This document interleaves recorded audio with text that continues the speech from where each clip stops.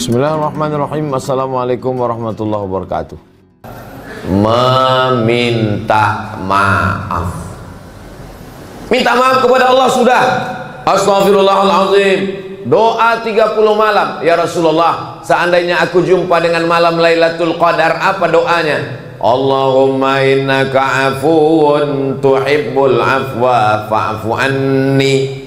Kalau jamaah ramai-ramai, Allahumma innaka afuwun tuhibbul afwa fa'fu anna. Allahumma ya Allah, innaka afuwun, engkau maha pemaaf, tuhibbul afwa, kau cinta kepada maaf, fa'fu anna, maafkan kami. 30 malam setiap tarawih. Al-Khalifatul Awwal Sayyiduna Abu Bakrin As-Siddiq radhiyallahu an. Habis 4 rakaat imam berdoa, Allahumma innaka afuwun tuhibbul afwa fa'fu anna. Allahumma innaka afuwun tuhibbul afwa fa'fu anna. Allahumma innaka afuwun tuhibbul afwa fa'fu anna. Sampai hafal anak-anak itu. Sampai dia ke rumah bertanya, ya tadi imam tuh kenapa di doa itu diulangnya terus? Memang dari ayah kecil memang udah gitu. Artinya ya, doa itu tak penting kali. Artinya yang penting hati kita khusyuk. Jangan kau banyak-banyak tanya, ini anak-anak Bani Israel yang gini nih gitu. Padahal doa itu adalah doa yang diajarkan Nabi kepada Sayyidatuna Aisyah. Maka boleh dibaca di luar Ramadan Pak Ustaz? Boleh, tak ada terikat dengan Ramadan tarawih. Saya baca itu, Allahumma innaka afuwun tuhibbul afwa fa'fu anna. Tapi kepada tetangga, kepada kawan tak bisa. Menangis tahajud malam, ya Allah ampunkan salahku kepada tetanggaku, bisa? Mana bisa? Saya Pak Ustadz pernah datang ke rumahnya, Assalamualaikum, bukan dibukakannya pintu Pak Ustadz, anjing herdernya dilepaskannya. Masalah dia memaafkan atau tidak memaafkan, masalah dia mengamuk melemparkan panci periuk belanga, itu bukan urusan. Yang penting kita punya niat baik, datang mau minta maaf. Mau minta maaf. Kau sudah minta maaf? Saya tidak mau minta maaf, karena saya sudah buka Quran dari surat Al-Fatihah sampai surat An-Nas, tidak ada satupun ayat yang menyuruh minta maaf. Orang zaman dulu kalau tak mau aja. Orang sekarang tak mau pakai dalil pula. Kalau begitu cara kau berpikir, nanti kau tak sholat subuh. Kau tak sholat subuh. Saya sudah buka Quran dari surat Al-Fatihah sampai An-Nas, saya tidak menemukan ada sholat subuh 2 rakaat. Cobalah cari kalau ada dari Al-Fatihah ke An-Nas. Ada rupanya sholat subuh disebutkan di situ 2 rakaat. Mana ada? Aqimis salata liduluki syamsi ila ghasaqil laili wa qur'anal fajr. Itulah sholat subuh. Tak ada disebutkan 2 rakaat. Penjelasan tentang sholat subuh 2 rakaat, takbiratul ihram, baca iftitah, baca fatihah, baca ayat, rukuk, iktidal, sujud, duduk antara sujud 2 rakaat, pakai kunut mazhab Syafi'i, tak berkunut mazhab Hanafi dan Hambali. Itu ada dalam hadis Nabi Muhammad sallallahu alaihi wasallam. Kenapa Ustaz Somad tak mau jadi imam? Tak pandai Ustaz jadi imam. Bisa saya jadi imam. Bismillahirrahmanirrahim. Bisa. Alhamdulillah tak bisa jadi imam. Dan kenapa Ustaz tak mau jadi imam? Saya tak tahu masjid ini berkunut apa tidak. Takut saya salah masuk. Maka kalau kita ustaz penceramah datang ke masjid, silakan imam tetapnya maju ke depan. Maju ke depan. Masuk saya ke dalam masjid. Saya kalau jadi imam, saya bismillahnya jahar. Bismillahirrahmanirrahim. Rupanya masjid itu masjid Muhammadiyah. Bismillahnya sir. Bismillahirrahmanirrahim. Alhamdulillahirabbil alamin. Saya kalau jadi imam, saya pakai kunut subuh. Rupanya masjid itu masjid At-Taqwa, tidak ada kunut subuhnya. Masalah kunut tak berkunut, bismillah nyisir atau jahar, itu masih masuk 4 mazhab Ahlus Sunnah wal Jamaah. Bagi orang yang berilmu tak masalah. Tapi kalau ada makmumnya yang awam, tiap subuh dia. Tiba-tiba didengarnya, wah ini lain ini kata dia. Nah ini penting, rusak hati jamaah, maka biarkan aja imam yang sudah ada itu maju ke depan. Nah, ini Bapak Ibu penting, ini sebagian daripada adab-adab silaturahim. Tunjukkan sama saya mana hadisnya Nabi minta maaf.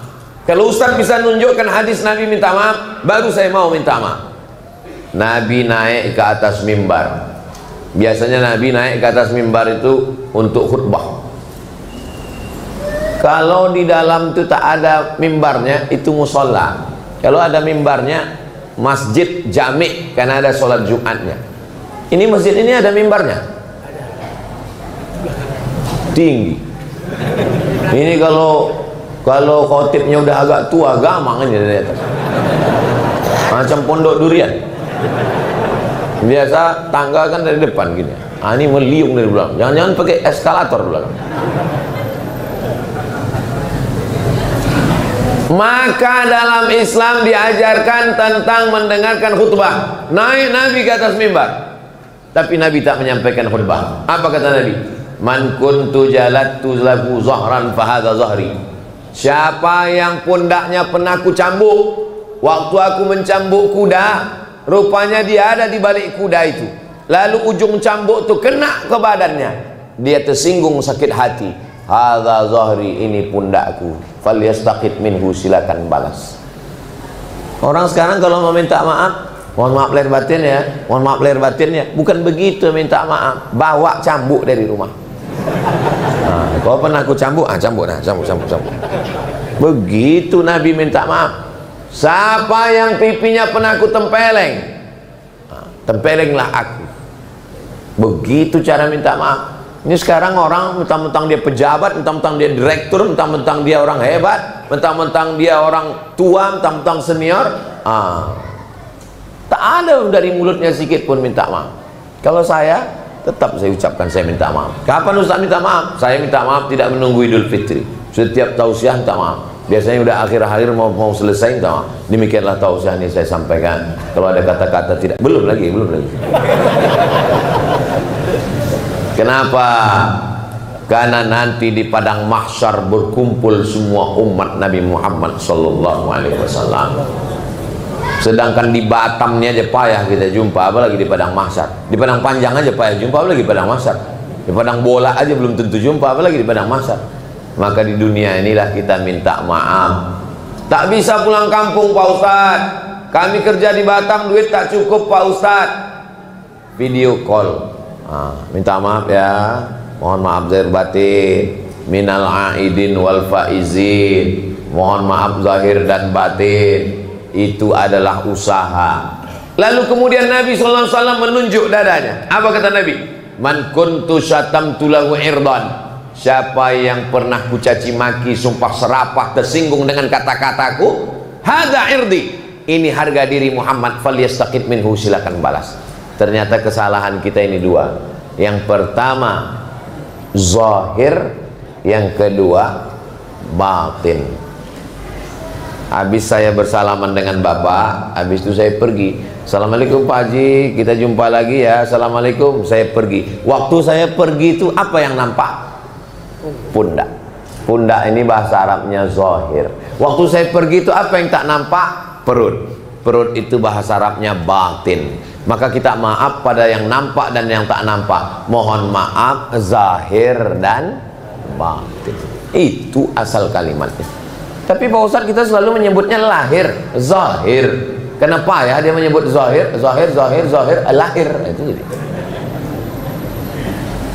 Mohon maaf zahir yang nampak, batin yang tak nampak. Ada satu lagi yang ketiga. Nabi SAW bertanya, siapa di antara kalian yang pernah kupinjam duitnya dan belum kubayar? Jadi minta maaf itu tiga. Pernah kau kucambuk, balas. Pernah cakap ku kasar, balas. Ada duit kau kupinjam, itu belum bisa kubayar. Walaupun mati syahid, kalau punya hutang piutang tak dapat ditebus dengan mati syahid. Apalagi mati konyol, diabetes, asam urat, asam lambung. Maka jangan sampai kita terlengan hutang piutang. Mudah-mudahan Bapak Ibu yang ada utang piutang ditolong Allah lunas utang piutang. Mak banyak juga yang berutang. Saya berfoto di pintu rumah orang. Di atasnya ada tulisan, meminjamkan uang menambah musuh. Saya berfoto di atas, habis itu saya posting di Instagram Ustaz Abdul Somad yang followernya 9 juta itu. Maksudnya yang belum follow lah. Begitu saya posting, langsung di komen, betul. Rupanya setuju semua, banyak korban kena prank. Meminjamkan uang menambah musuh. Betul Bapak Ibu? Oh, banyak juga korbannya.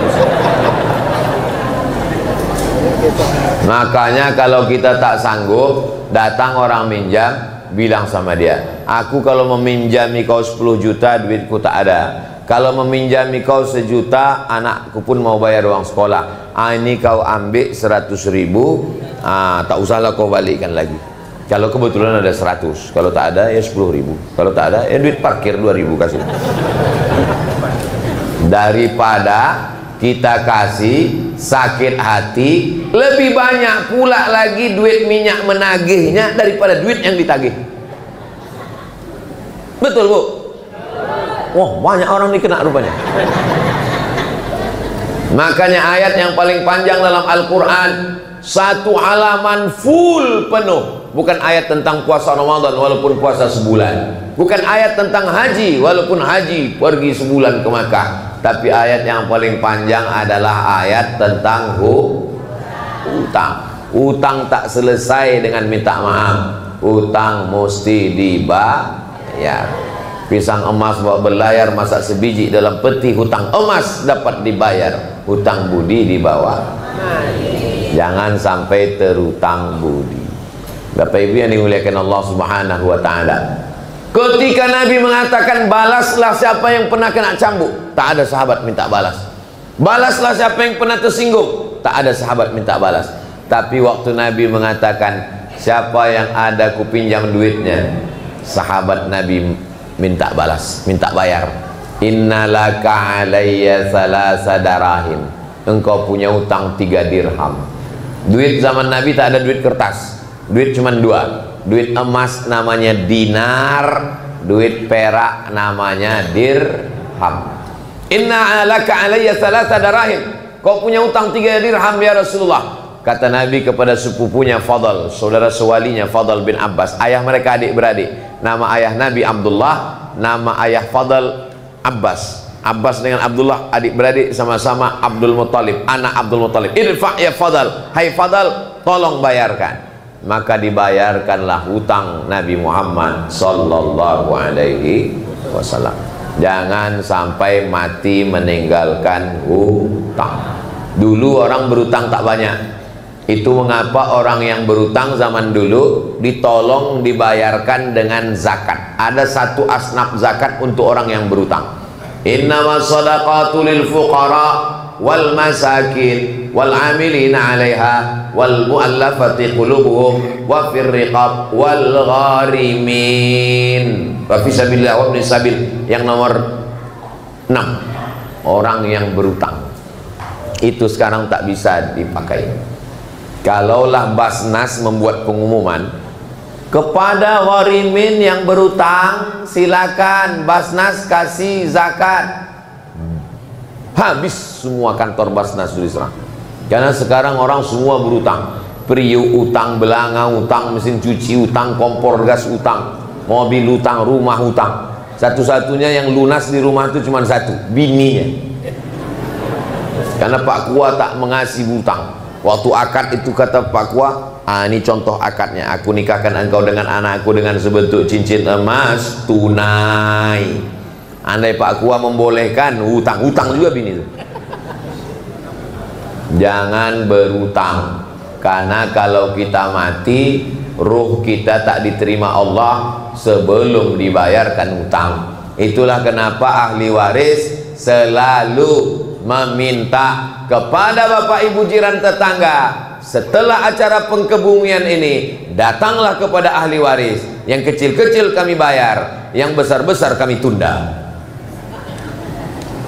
Ustadz, kalau ada orang meninggal dunia punya utang, siapa yang wajib membayarnya? Yang wajib membayarnya adalah harta almarhum, tirkah.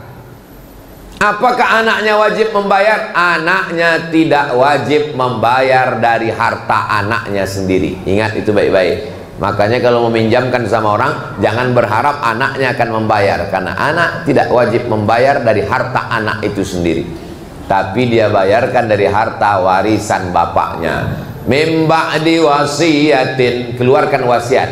Wasiat yang dikeluarkan sepertiga harta. Makanya masjid Darul Ikhwan jangan bangga dulu kalau ada jamaah mengasih wasiat. Saya wasiatkan untuk masjid Darul Ikhwan, itu ruku saya wakafkan untuk masjid Darul Ikhwan. Jangan senang dulu. Kenapa? Karena wakaf wasiat hanya sepertiga. Begitu meninggal ditengok warisannya berapa, rupanya ruku itulah satu-satunya. Tak bisa masjid mengambil. Kenapa? Karena yang 2/3 diserahkan kepada ahli waris. Meminta maaf sudah selesai. Apakah Bapak Ibu sudah minta maaf? Tradisi almarhumah orang tua saya minta maaf sebelum berangkat sholat id. Saya pun melanjutkan ke istri, ke anak saya juga begitu. Sebelum berangkat duduk dulu, baru minta maaf. Kenapa begitu? Karena kata almarhum orang tua saya, nanti kalau sudah di tanah lapang tuh kau udah bersalaman tak sama siapa-siapa. Di rumah dulu, habis itu baru berangkat. Kemarin waktu hari 1 Syawal itu, banyaklah saya tengok orang memposting istrinya minta maaf, suaminya merekam pakai video. Tulis di komennya, makhluk terkuat di dunia sedang minta maaf. Minta maaf jam 7, 7.30 diulangnya balik. Insya Allah dosa ibu semua sudah diampunkan Allah dan dimaafkan suaminya semua, insya Allah. Cemanalah suaminya tak mau maafkan? Caranya minta maaf pun spesial. Kau maafkan bang, kalau tidak awas. Iyalah, kata suami. Suaminya pula termasuk anggota Persatuan Laki Takut Bini. Mudah-mudahan Bapak Ibu semua keluarganya sakinah mawaddah warahmah. Anak keturunannya soleh dan solihah.